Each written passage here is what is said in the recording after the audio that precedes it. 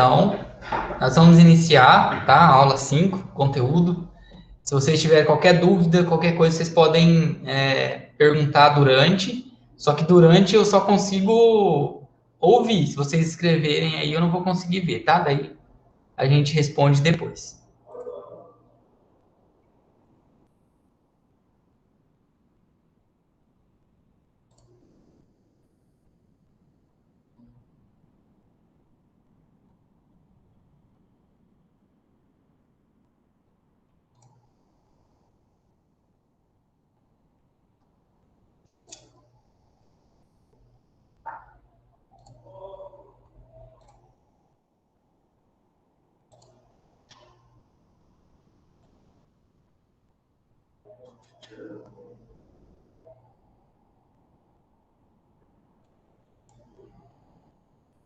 Estão vendo aí, pessoal, a apresentação?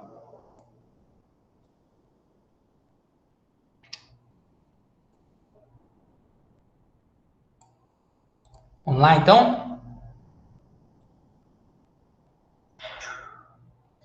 Nossa aula vai falar sobre epidemiologia. Deixa eu só confirmar aí se vocês colocaram seguido. Beleza. Vou abrir de volta. Obrigado, Milene. Nós vamos falar um pouquinho sobre epidemiologia, então, fazer a introdução da epidemiologia.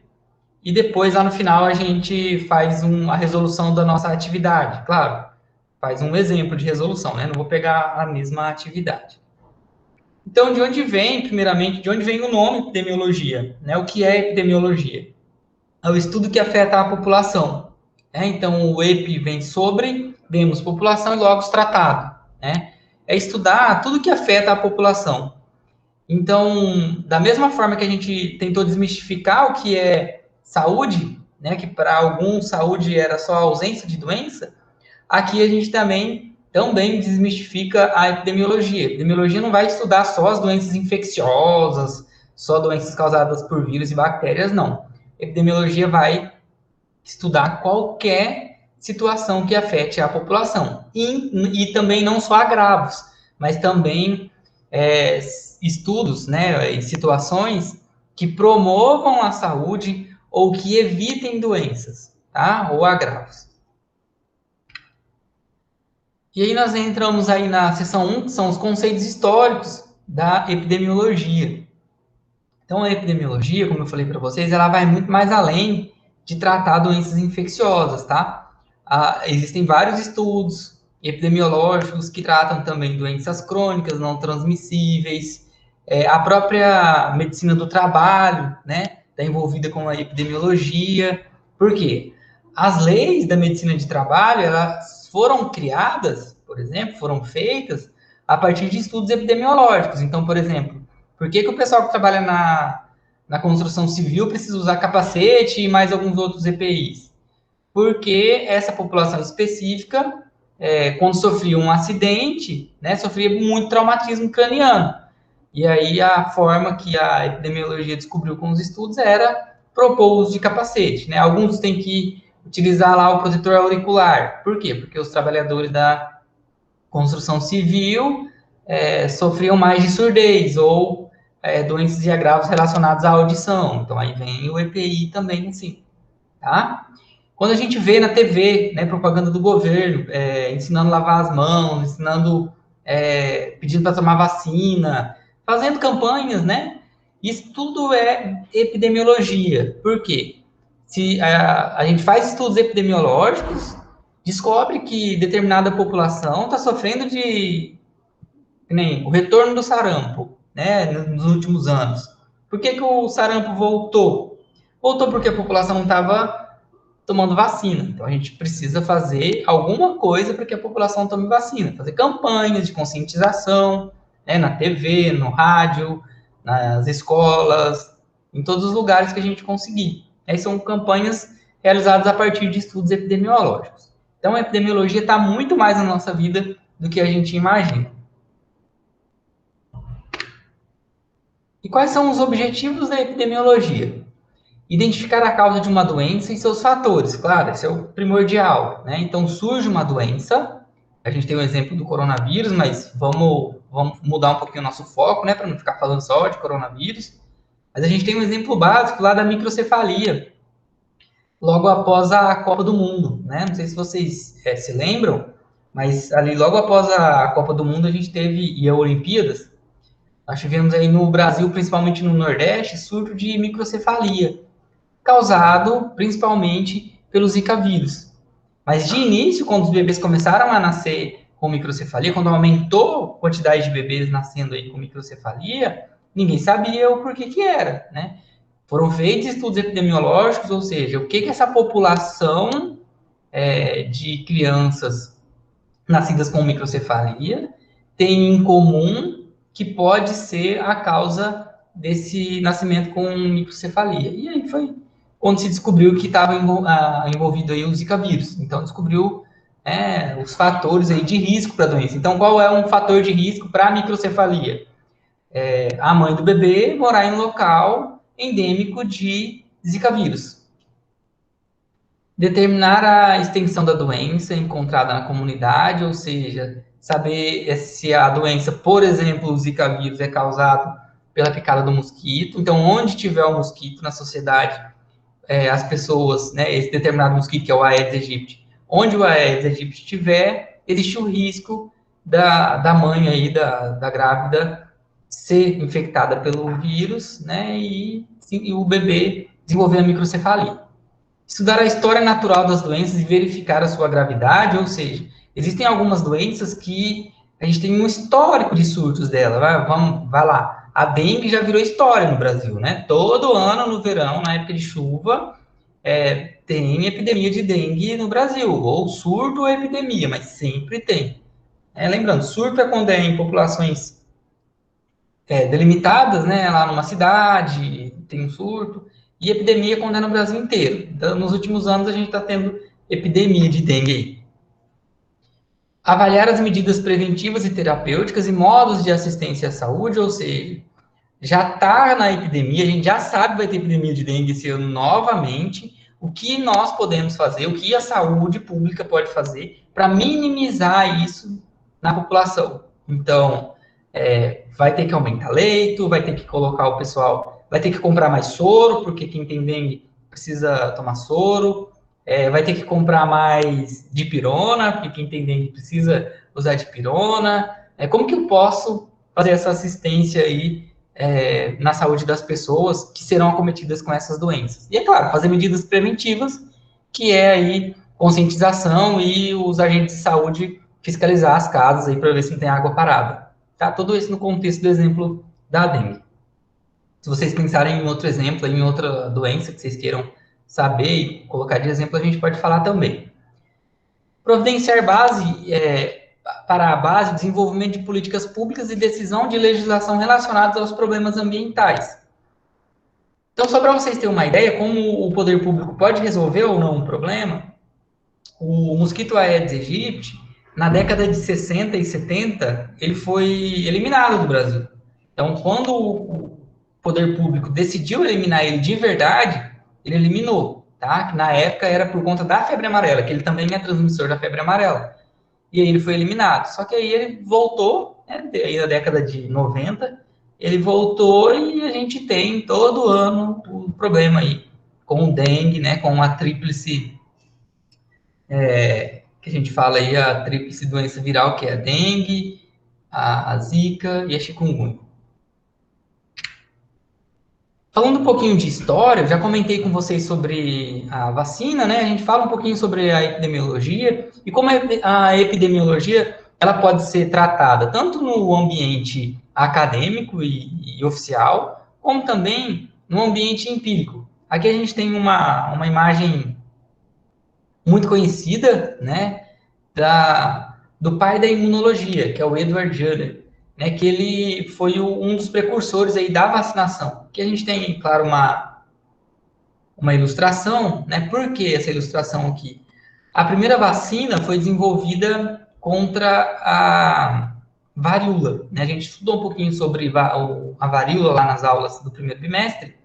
Então, o Edward, ele percebeu, ele era um pesquisador, né, lá na época, e ele percebeu que algumas pessoas, principalmente as mulheres, que entravam em contato com as vacas, né, porque naquela época eram as mulheres que faziam o ordenhamento das vacas e separavam o leite, e aí os homens levavam o leite para a cidade para vender. Então, quem tinha o contato direto com as vacas eram as mulheres. E na época da epidemia da varíola, né, que muitas pessoas morreram por conta de varíola, tinha-se a varíola humana e tinha também a varíola bovina. A varíola bovina era causada por um vírus muito, muito parecido com o vírus da varíola humana, porém as vacas não morriam dessa varíola. Ela era mais branda. O que acontecia? As mulheres que faziam o ordenhamento e tinham ali o contato com as vacas, antes de pegar, né, antes de ser acometida pela varíola humana, elas eram acometidas pela varíola bovina, que é a da vaca. Como a varíola bovina é um pouco mais fraca, as mulheres não morriam. Só que, só por conta de entrar em contato com esse vírus muito, muito parecido com o da varíola humana, o sistema imunológico produzia anticorpos contra a varíola, que servia tanto contra a varíola bovina, tanto quanto para a varíola humana. Ou seja, as mulheres que tinham contato com essas vacas não morriam. O que o Edward fez? Pesquisando isso, percebendo essa situação, ele tinha um filho que morava na cidade, né? Ele percebeu assim, ou eu tento fazer alguma coisa para o meu filho, ou ele vai morrer de varíola, porque principalmente as crianças eram acometidas, sistema imunológico ainda irregular, né? Ainda não totalmente formado, e aí ele ficou numa incógnita. Se ele fizesse alguma coisa, o filho dele poderia morrer, porque poderia não dar certo o experimento dele, mas se ele não fizesse nada, o menino ia ter varíola e ia morrer também. Logo, ele foi e pegou uma seringa, puxou, né, estratificou um pouco de pus da varíola bovina, foi na vaca, puxou um pouquinho de pus e aplicou no menino. Nesse pus, tinha o vírus bovino, né, da varíola bovina morto já. Quando ele aplicou no menino, o sistema imunológico reconheceu o vírus, produziu anticorpos contra aquele vírus, e os anticorpos funcionam tanto quanto para a varíola bovina, tanto quanto para a varíola humana. E logo o menino ficou imune à varíola humana, não morreu, e aí daí para frente que surgiu a vacina. Por isso o nome vacina, que vem de vaca, tá? Por isso o nome. Depois aí no século XIX, né, nós temos Louis Pasteur. Se vocês não conheceram ainda a pipeta de Pasteur, vocês vão conhecer. Mas Louis Pasteur é o pai da bacteriologia, é um dos criadores do microscópio também.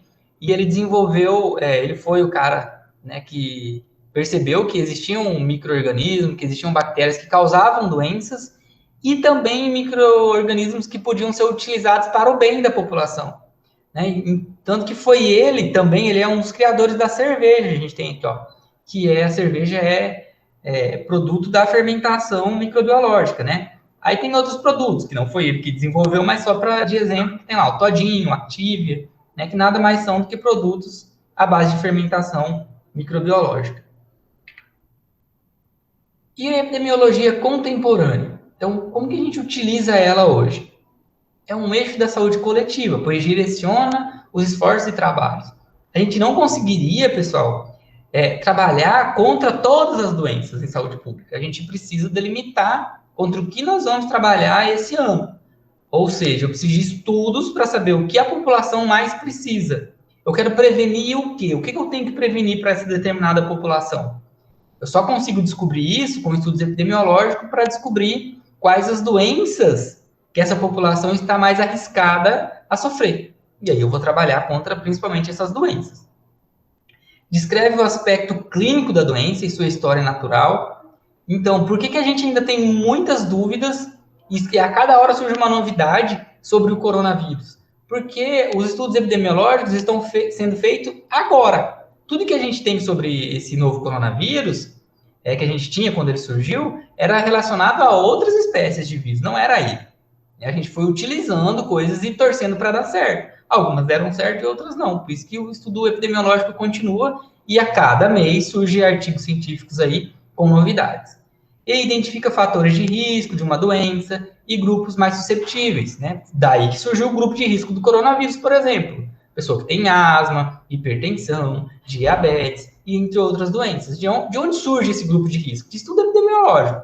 Então, percebe-se que pessoas que têm hipertensão e são acometidas por coronavírus têm maior chance de desenvolver, né, a falência respiratória e precisar do respirador e precisar de UTI, e essas pessoas têm mais tendência a não conseguir se recuperar e acabam indo a óbito mais fácil do que pessoas que não têm hipertensão, por exemplo. Isso vem a partir de estudo epidemiológico. Avalia o quanto os serviços de saúde respondem às necessidades da população. Então, assim, existe a doença, existe a população afetada, mas os serviços que nós estamos oferecendo faz pelo menos o básico, o mínimo de atendimento dessa população, ou será que nós estamos investindo em tratamentos e prevenção errados contra essa doença? Tá? Então, a epidemiologia funciona para isso também, ou seja, a doença já existe, eu fiz um estudo da epidemiologia do eixo da saúde coletiva, descobri contra o que eu tenho que trabalhar, eu delimitei qual é o aspecto clínico e sua história natural, os riscos e tudo, e aí a gente sentou com uma equipe multidisciplinar e desenvolveu um plano estratégico. Daqui a um ano, esse plano estratégico funcionou ou não para aquela população, entendeu? Então, através de investigações epidemiológicas, descobriu-se a associação entre, por exemplo, né, má formação congênita e rubéola durante a gestação.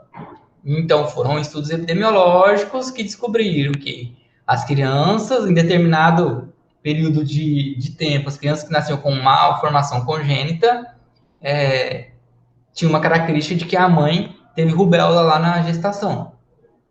A talidomida e focomelia, que é o exemplo aí que a gente tem das crianças que nascem aí, ó, com os membros inferiores e superiores pequenos, que foi essa talidomida foi um medicamento utilizado, principalmente na década de 70, e esse medicamento, quando ele foi liberado para consumo, não veio nada escrito nele de que mulheres grávidas ou que pretendiam engravidar em período curto de tempo não poderiam ingerir esse medicamento. E aí muitas mulheres ingeriram, e aí a gente teve um surto de crianças com focomelia aí nas décadas de principalmente 70 e 60, né? E depois até os anos 80, até se fazer estudos epidemiológicos e descobrir que as crianças que nasciam com focomelia, né, o que essas mães têm em comum? Tem em comum que elas utilizaram talidomida durante a gravidez ou logo antes de engravidar. Hábito de fumar e câncer de pulmão, né? A maioria das pessoas que fuma por muito tempo vão desenvolver câncer de pulmão, ou seja, se eu pegar uma população que não fuma e uma população que fuma, o câncer de pulmão vai ser mais presente na população que fuma. Isso é estudo epidemiológico. Mortalidade infantil e classe social, estudo epidemiológico. Para a gente hoje, está muito na cara. Tanto o hábito de fumar e o câncer de pulmão, quanto mortalidade infantil e classe social. Mas isso está muito presente para nós, porque lá atrás, lá em 1930, 1940, até antes disso, foram feitos estudos epidemiológicos e descobriram, olha, a galera que fuma tem mais tendência e chance de ter câncer de pulmão. Fizemos estudos epidemiológicos, e aí vem as campanhas. E assim também para a mortalidade infantil. E tem alguns conceitos básicos de epidemiologia, pessoal, que a gente não pode deixar de conversar com vocês, né? Até porque isso vem não só na nossa convívio acadêmico, profissional, né, do biomédico, do profissional de saúde, do enfermeiro, seja lá de qual for o profissional de saúde aí, farmacêutico, profissional de educação física, nutricionista, vem durante a nossa vida acadêmica e as pessoas também falam sobre isso na mídia, nas conversas familiares, né, no convívio, na igreja, né, na academia, em vários locais. Então a gente ouve falar, por exemplo, hospedeiro. O que é um hospedeiro? Hospedeiro é um ser vivo, né, que em circunstâncias naturais permitem a subsistência ou alojamento de um agente infeccioso. Exemplo de hospedeiro: nós somos um hospedeiro para o coronavírus, por exemplo. Ou nós somos um hospedeiro para o piolho, quem tem piolho. Nós somos um hospedeiro para a Escherichia coli, tá? Que é uma bactéria. A entrada do agente biológico específico no hospedeiro inicia o processo de infecção. Então, o hospedeiro pode ser um homem, um animal ou um artrópode. Desculpa. Resistência. O hospedeiro possui resistência a determinado patógeno. Então, nem todo agente biológico que se hospeda em nós ou em animais, eles vão causar doença em nós, tá? O que vai delimitar a causa da doença ou não? Vai ser principalmente se a gente tem resistência ou não contra aquele agente infeccioso. E, é claro, a quantidade também do agente que entra em contato com nós, né? Então, olha o exemplo. Eu sou vacinado contra a hepatite B.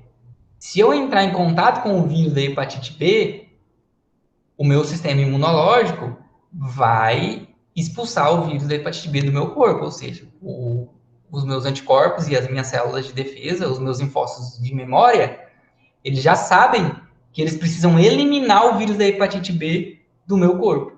Então, eu tenho resistência contra o vírus da hepatite B, porque eu sou vacinado contra esse vírus.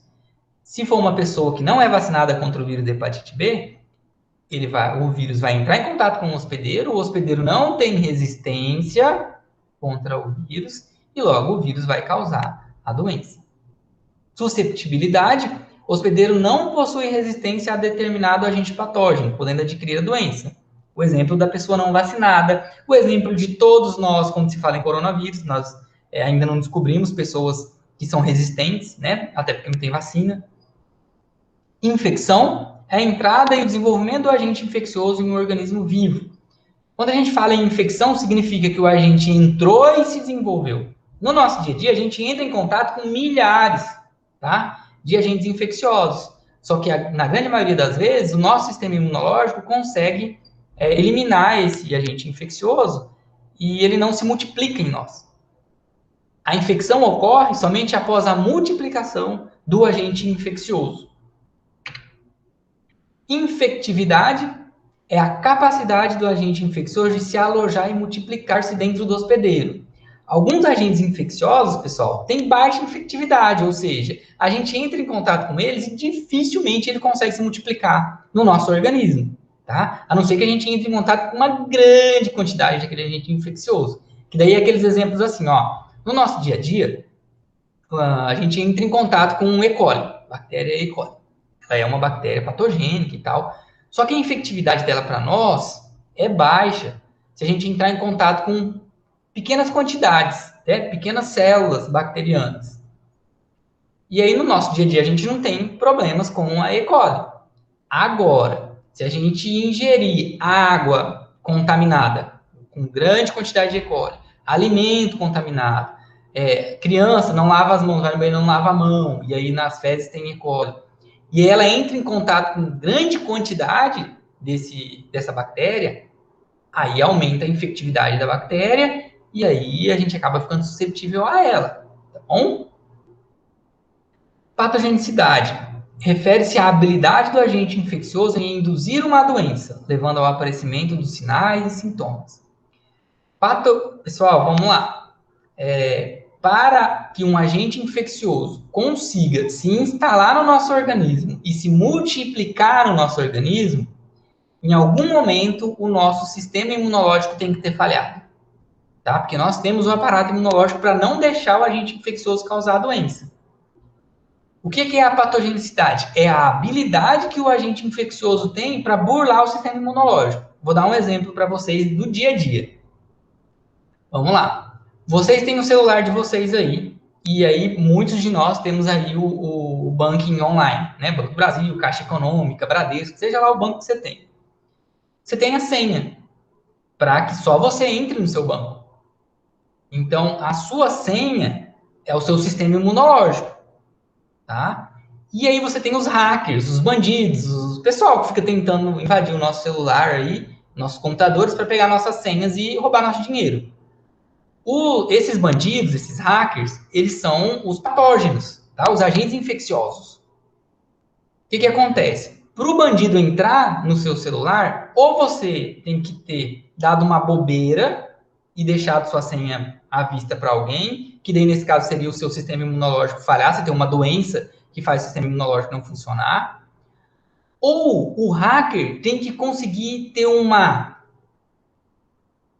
negocinho assim, ó, uma habilidade especial que alguns têm de conseguir, por exemplo, invadir o seu celular sem que você veja, e a hora que você for digitar a sua senha, ele vê a sua senha, e aí ele burla você e entra no seu internet banking e rouba seu dinheiro. Isso é a patogenicidade. É o que esse agente infeccioso consegue fazer, o que ele tem de habilidade para conseguir burlar o seu sistema imunológico. Exemplo, professor, de patogenicidade, por exemplo, o vírus da dengue. Por que ele causa a doença da dengue em nós? Por que a gente desenvolve a doença? Por que quando o mosquito pica a gente e introduz o vírus no nosso organismo, o vírus consegue se multiplicar e causar a doença?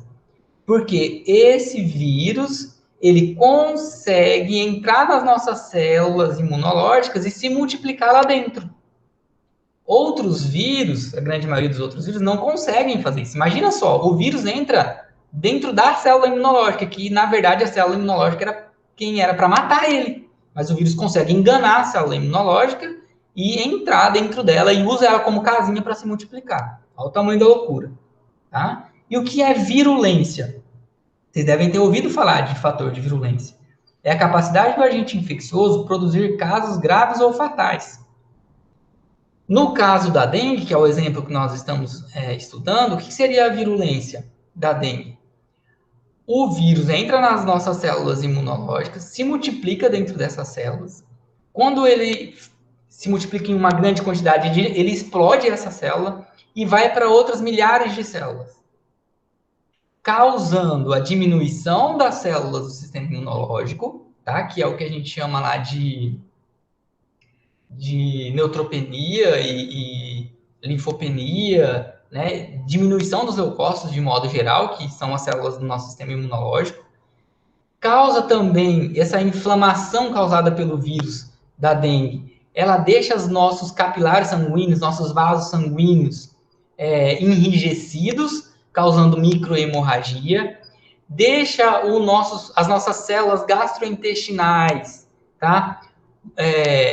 Também debilitadas, causando vômito, diarreia, e a gente não consegue segurar água no nosso organismo, a gente fica desidratado, e tudo isso faz com que o vírus desenvolva o choque hemorrágico da dengue, fazendo as pessoas ter a doença na forma fatal. Então, isso é o fator de virulência. O que o vírus consegue fazer dentro do seu organismo para fazer essa doença ser grave, tá? E a patogenicidade é o que o vírus consegue fazer para burlar seu sistema imunológico e se multiplicar dentro de você. Doença transmissível. Qualquer doença causada por agente infeccioso específico ou seus produtos tóxicos. Então, doença transmissível é a doença que vai passar de pessoa para pessoa. Reservatório de agentes infecciosos. Qualquer ser vivo, pode ser humano, animal ou artrópode, planta, solo ou material inanimado, em que se aloja o agente infeccioso. O que é um reservatório de agente infeccioso? Por exemplo, os gatos são reservatórios do Toxoplasma gondii, que é o agente causador da toxoplasmose. Nos gatos, o toxoplasma não causa toxoplasmose. Ele só mora lá no gato de boa, não dá nada. Só que em nós, o Toxoplasma gondii causa a toxoplasmose.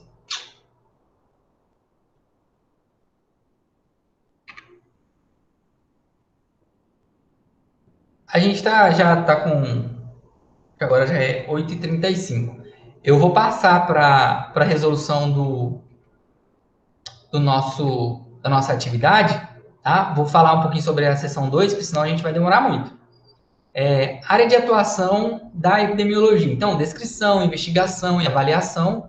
Por quê? A gente precisa descrever as doenças, investigar essas doenças e avaliar como a gente pode, quais são os fatores que a gente pode determinar, fazer, implantar para que a população seja prevenida, tratada e diagnosticada em relação a essa doença. Tá? Vamos lá na nossa atividade. Aqui, a nossa atividade é em relação à sensibilidade e especificidade, tá? Que é a verificação do valor dos procedimentos diagnósticos. Vocês devem ter ouvido falar bastante dos testes rápidos, né? Para coronavírus aí. Falar, não é específico, não é sensível e tal. Vamos conversar um pouquinho sobre isso, porque a nossa atividade é em relação a isso. Então, a gente tem lá na aula 5 a tabela 1, né, que é a relação entre o resultado do teste diagnóstico e a ocorrência da doença. Então, eu fiz um exemplo com vocês, né, para a gente fazer aqui. Vou minimizar aqui a tela. E aí eu vou precisar da ajuda de vocês aí, tá? Primeiro, pessoal, especificidade é a capacidade do teste para detectar os verdadeiros negativos. Quando eu falo que o teste ele é muito específico, você já pensa que esse teste, o que o fabricante quis quando ele desenvolveu um teste muito específico? Ele quis que esse teste desse positivo realmente só para quem era positivo. Porque aquela doença é muito específica. Quando eu tenho um exemplo, professor, de um teste muito específico, por exemplo, quando o indivíduo vai fazer um teste específico para um tipo de câncer. Ou seja, ninguém sai por aí fazendo exame para determinar tipos de câncer, né? Você só vai fazer aquele exame porque o médico já fez uma avaliação clínica, já está passando por acompanhamento, já fez outros exames lá atrás, e aí chega a hora de fazer um exame específico para determinar aquele tipo de câncer. E aí, por isso o exame chama específico, vai ser usado só em parte da população onde eu já tenho uma suspeita muito forte daquilo ali, tá? Que ele tenha aquela doença. E quando ele é muito sensível, professor? Um teste muito sensível significa que eu vou testar muita gente dentro da população. Até mesmo quem não passou por avaliação clínica, quem não é suspeito, tá? Que é o exemplo do teste do coronavírus. O teste do coronavírus, esse teste rápido aí, ele é altamente sensível. Por quê? Ele é feito para aplicar assim, ó. Apesar o pessoal do posto de saúde não aplicar, não estão aplicando em todo mundo o teste, né? Aplicar que eu falo é fazer o teste. Não estão fazendo teste em todo mundo porque não tem. Mas o teste foi desenvolvido para fazer a rodo. Igual faz teste rápido de sífilis, de hepatite B, hepatite C e AIDS, que são testes muito sensíveis também, o teste do coronavírus, esse teste rápido. É assim, ó, muito sensível. O que acontece com um teste muito sensível? Existe uma chance um pouco maior quando a gente compara com o específico, que no sensível existe uma chance maior de ter casos, tá, de falso positivo. Ou seja, você não tem a doença realmente, mas o teste dá positivo. Por quê? Eu estou testando todo mundo. E aí, o que acontece? Poxa, professor, mas e aí? Se eu já espero que isso vá acontecer, o sistema está pronto para isso, porque quando eu comprei o teste, eu sabia que ele era altamente específico, e geralmente o teste que é muito específico, geralmente o teste que é muito sensível, ele não vai ser específico, tá? A especificidade dele diminui, e ao contrário também, tipo, um teste que é muito específico, a sensibilidade dele é um pouco mais baixa.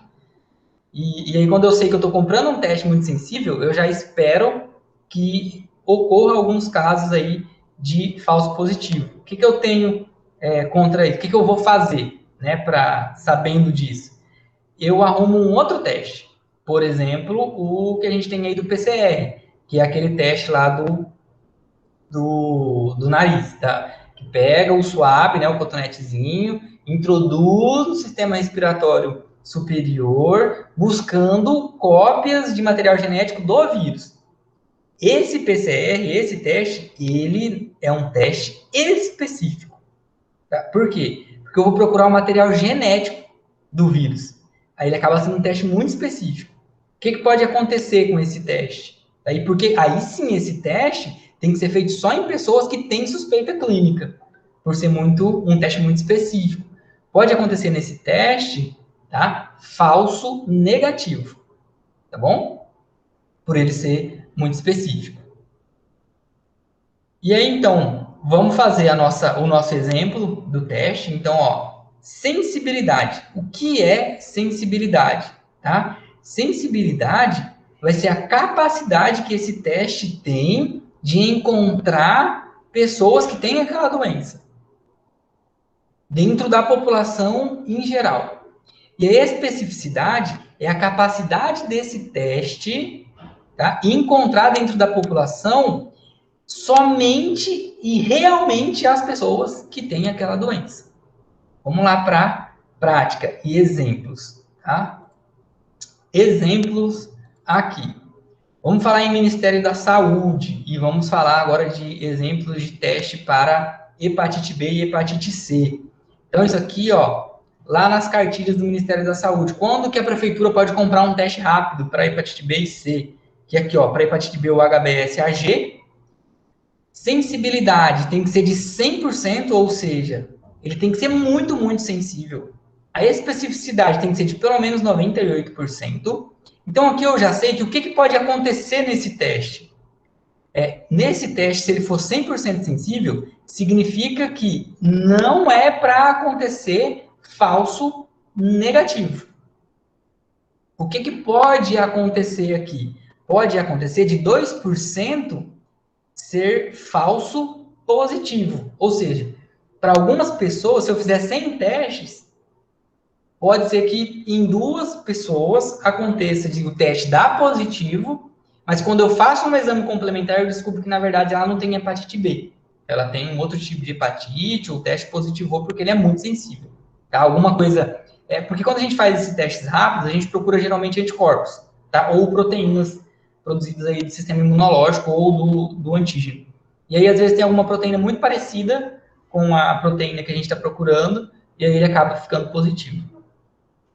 Para a hepatite C, sensibilidade 98%, pelo menos, e especificidade 97%. Então, a sensibilidade do teste de hepatite C é um pouco menor do que da hepatite B. Vamos fazer o nosso exercício. Vou pegar lá a nossa atividade.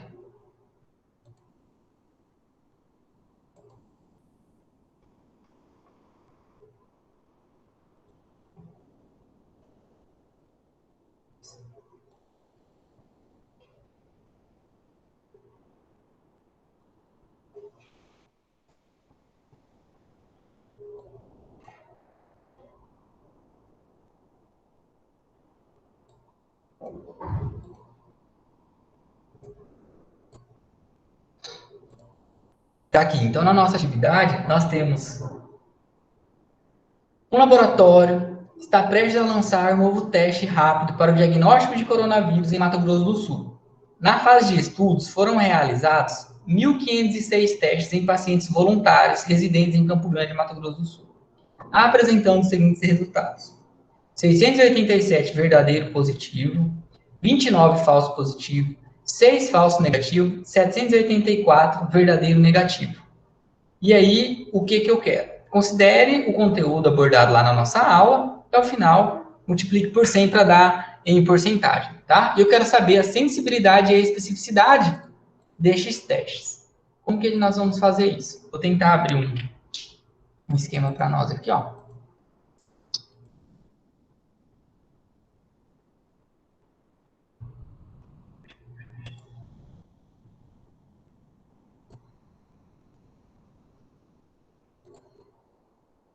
Vou abrir um quadrinho para nós. E vocês podem também interagir aí no quadro, tá? Vou até pedir para alguém me ajudar aí. Vou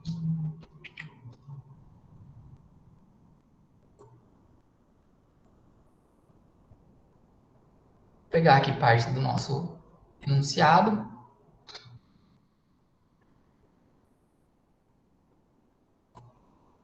Vou mudar, tá? Para não... Então, aqui vamos mudar o número de 687. Vou colocar, tipo, 956. O falso positivo. Vou mudar.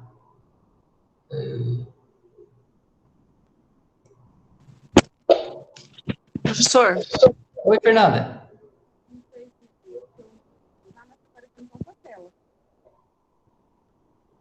Pode falar, Fernanda. Vendo só a sua tela, só o seu rosto. Ah, você não tá vendo... Não sei se é só para mim.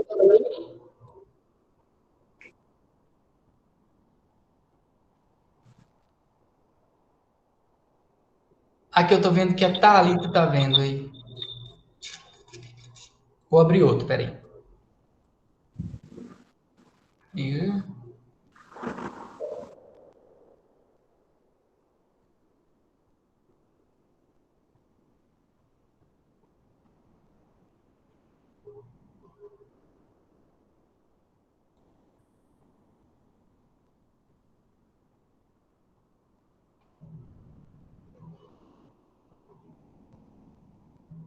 Apareceu agora, Fernanda?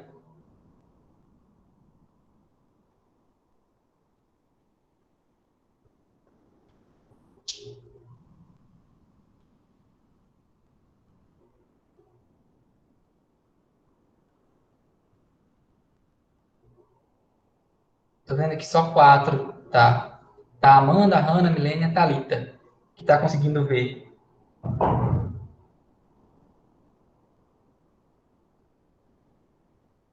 Não tem problema, eu vou fazer então, vamos fazer a conta no Word então. Compartilhar a tela de um Word.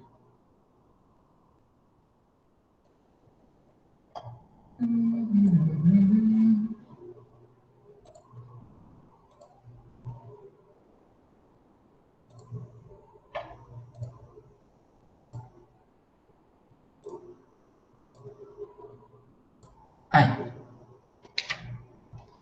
Vou mudar aqui os números, tá? Para não resolver o negócio de vocês. Vou mudar assim, ó. K 900.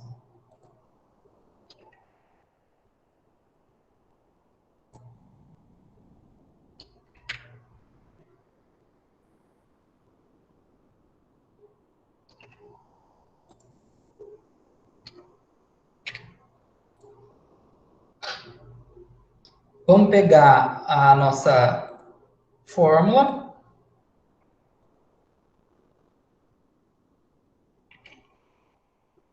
Vou colocar aqui embaixo para a gente não perder. Tá lá, ó. Então, o que ele fala? Para eu descobrir a sensibilidade, eu tenho que fazer A, que o A é o quê? Verdadeiro positivo, dividido por A mais C. Então, vamos lá. Vamos delimitar aqui, então, quem é quem, para ficar mais fácil para vocês entenderem. Quem é o A? O A é verdadeiro positivo, então 987. Quem é o B? O B, falso positivo, que falso positivo 99. Se eu errar alguma coisa aí, vocês me falam, tá, pessoal? C. Quem é o C? C é falso negativo. Falso negativo, 12. E o D? Quem é o D? Verdadeiro negativo. Verdadeiro negativo, 784. Agora, a gente aplica a fórmula. Para descobrir sensibilidade, eu vou fazer A mais C, que vai ser 987 mais C12. Deixa eu pegar minha calculadora aqui para não errar. 987 mais... vai dar 999. Agora eu pego esse resultado, né, e vou fazer o A dividido por ele. Então eu pego o A, então tá aqui ó, o A sobre A mais C. Agora eu vou pegar, quanto é o A? 987. 987 dividido por 999. 987 dividido por 999 vai ser 0,98. Lembra que eu pedi para multiplicar por 100. Então, vezes 100 é igual a 98% de sensibilidade. Beleza? Vamos fazer agora a especificidade. Então, quanto esse teste que nós estamos desenvolvendo agora nesse exercício, ele é sensível. Para 98% das pessoas que têm a doença, e eu aplicar esse teste vai dar positivo. Então, a chance de erro para falso negativo é só de 2%. Então, ele é um teste muito específico, muito sensível. Vamos fazer a especificidade.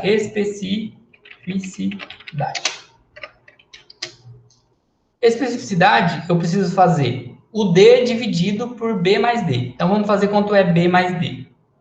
O B é igual a 99 mais quanto vale o D? 784. 99 mais 784, que é igual a 883. Então, agora eu vou pegar o D, que é 784, e vou dividir por 883. 784 dividido por 883. 0,88. Vezes 100 é igual a 88% de especificidade. É uma baixa especificidade, ou seja, meu teste não é tão específico. Professor, me explica, me dá um exemplo do que pode acontecer de um teste que não é tão específico. Por exemplo, se esse resultado aqui que a gente tem de sensibilidade e especificidade é de um teste de hepatite B, o que pode acontecer com esse teste? Pode acontecer dele ficar por essa baixa especificidade e essa alta sensibilidade, então ele sempre, por ele ser muito sensível, ele sempre vai dar positivo. Tá? Sempre positivo, positivo, se realmente for o cara tiver doença. Só que como ele não é tão específico para aquele tipo de hepatite, que no caso é a B, pode ser que ele fique positivo para pessoas que têm hepatite C e não a B. Então, por ele ser pouco específico, pode acontecer dele ficar positivo para uma pessoa que tem uma doença muito parecida com aquela, mas que não é aquela.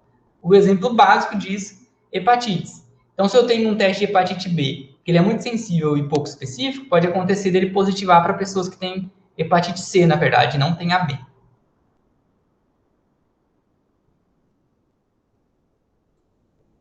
E aí, pessoal, como que foi? Conseguem fazer a atividade agora? Dúvida?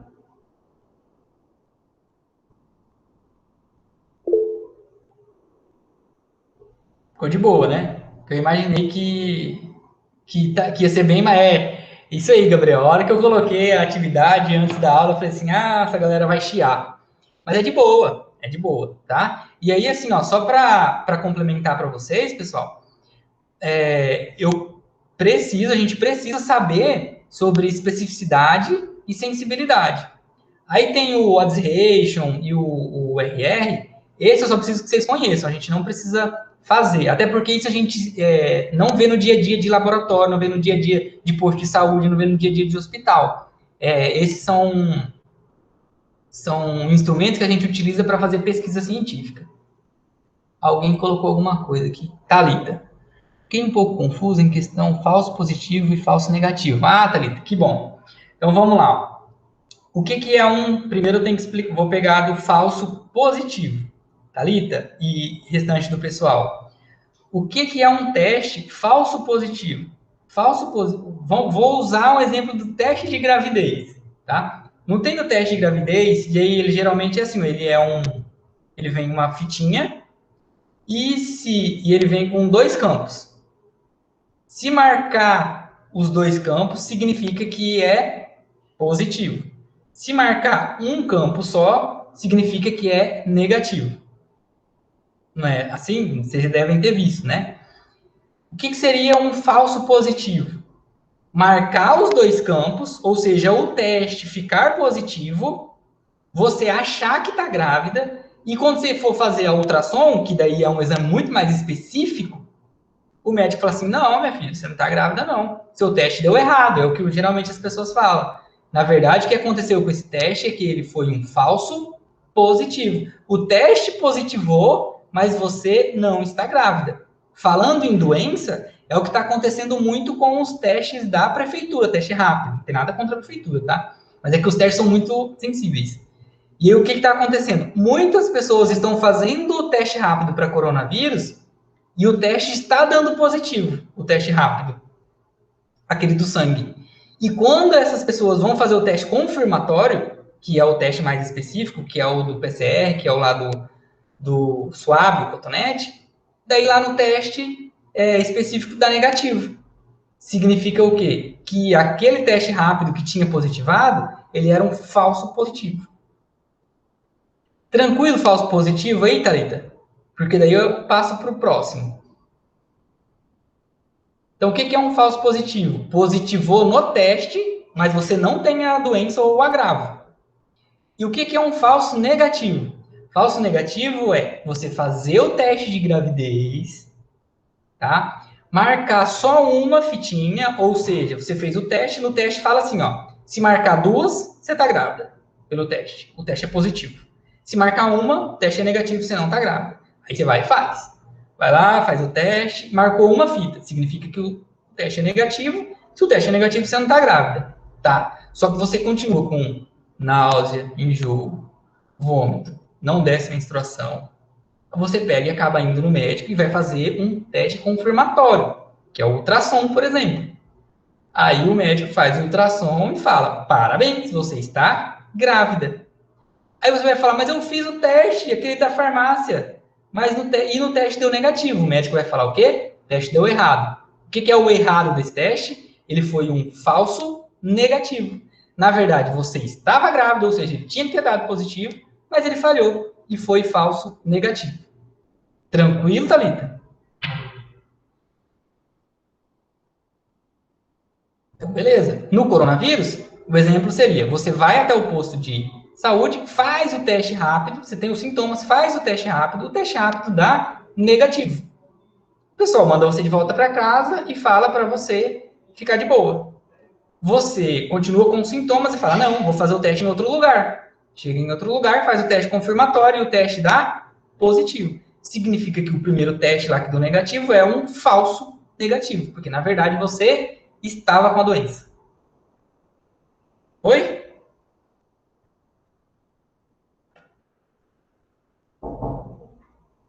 Sim, são esses. Então, beleza?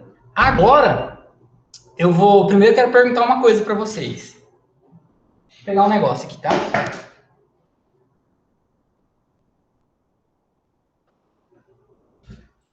Alguém de vocês tem essa squeeze da Unigram?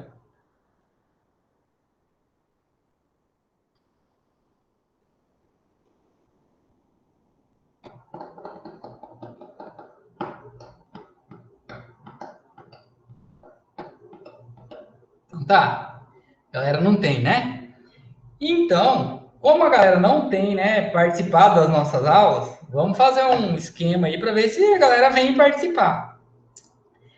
Gente, vou pedir para vocês, vamos ver quantas pessoas estão aqui conosco.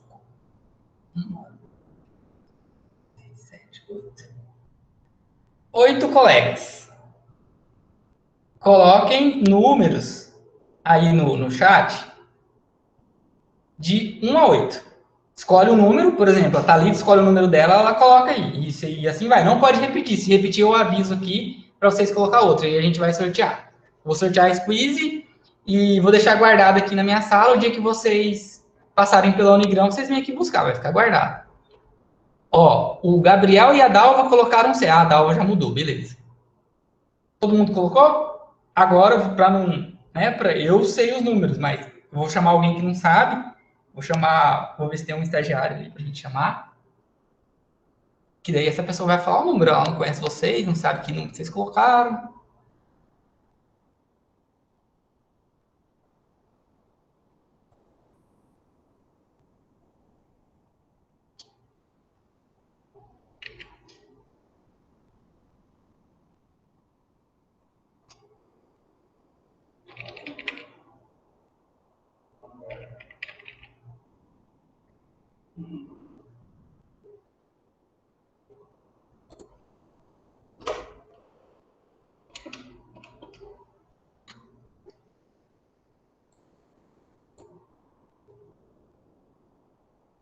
Oi, Marcelo.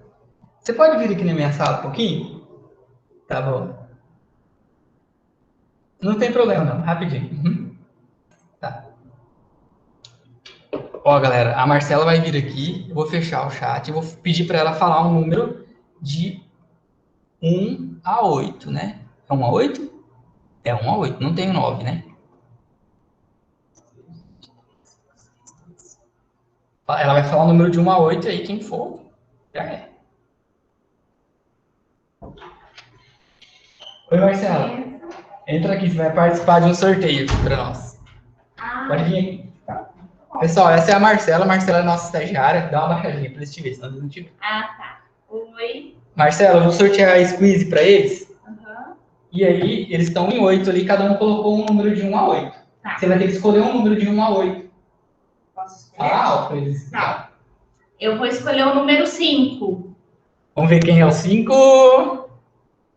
5, Dalva. Dalva, a hora que você passar aqui pela Unigran, você vem buscar sua squeeze, tá? Aí, Obrigado, parabéns. Marcela. Beleza? Vai ficar guardado aqui, Dalva. Semana que vem a gente sorteia outra, tá? Pra quem não ganhou aí. Mais alguma dúvida, pessoal? Ah, galera, rapidinho, eu quero compartilhar a tela e ensinar vocês a olhar a nota no SEAD. Percebi que teve gente que não conseguiu ver. Vou compartilhar a tela e entrar aqui, ó. Bem rápido. Vou entrar no de um aluno, que daí eu já libero vocês.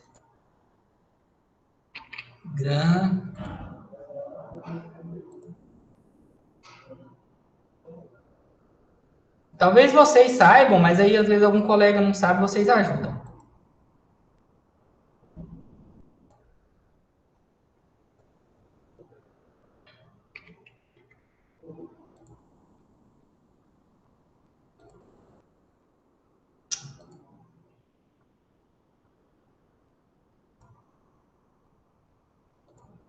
Certo.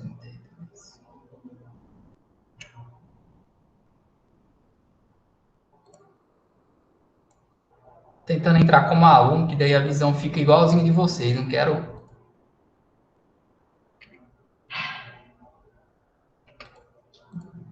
Que pela minha, daí fala, mas o professor mostrou pela visão dele.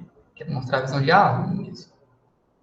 0, 32, 14, 4. 1, 4, 1, 3, 5, 6. Aqui, ó. Achei, Isabela. Vou mostrar para vocês lá. Então, ó, entrou na área acadêmica de vocês aí do SEAD. Tô lá no SEAD. Como que você vê nota? Primeiro, pessoal, você quer ver sua nota de P1. Você vem aqui, ó. Atividade avaliativa especial. Clica nela.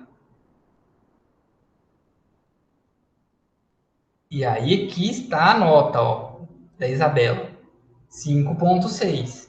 Por que eu estou falando isso? Porque se você vir aqui em atividades, tá assim, ó, que a nota é 7, mas é o máximo que vale 7, não é que a Isabela tirou 7.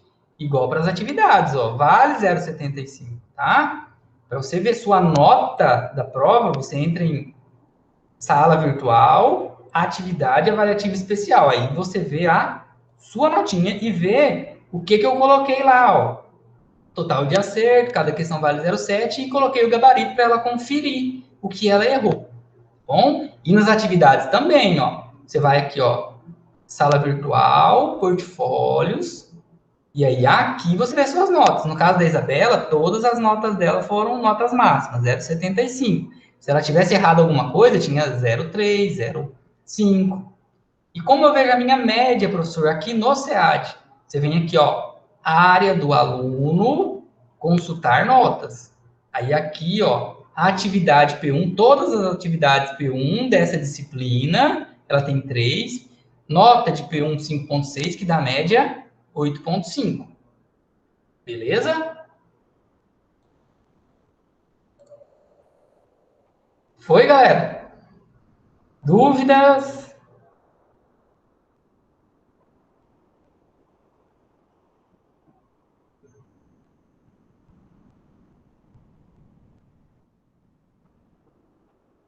Então, beleza. Parabéns, Dalva. Um bom feriado para vocês, tá? Aproveitem aí para colocar a vida de vocês em ordem, para estudar, colocar as atividades, conteúdos, estudar. Eu vou tentar colocar a atividade 6 já lá para vocês adiantar, às vezes nessa semana também. E bom final de semana, tá? Aproveitem, fiquem com Deus, aproveitem as famílias de vocês. E tchau, tchau.